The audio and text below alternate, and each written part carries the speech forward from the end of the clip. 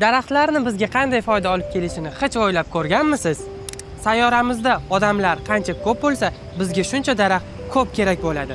Olimlarning fikricha, daraxtlar sonini ko'paytirish orqali havoda karbonat angidrid gazini to'planishini kamaytirish va sayyoramizni global isishdan saqlab qolish mumkinligi isbotlangan.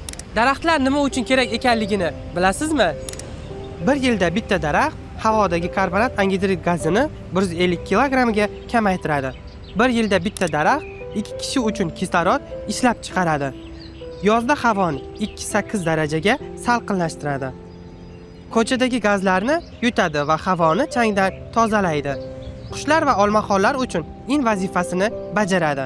Uylar yonida issiqlikni tartibga solib, yozda konditsionerlash ehtiyojini 30% ga kamaytiradi. Qishda esa isitishga ketadigan xarajatlarni 20-50% ga qisqartiradi.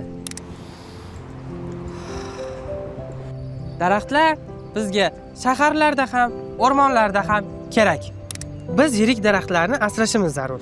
Chunki bu ularni kesish va yangi nihollarni ekishga qaraganda ancha manfaatlidir.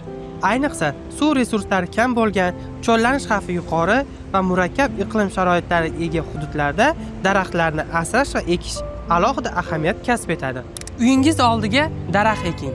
Hech bo'lmaganda har birimiz bitta daraxt ekishimiz mumkin. O'zbekistondagi ekologik vaziyatni yumshatishga o'z hissangizni qo'shing.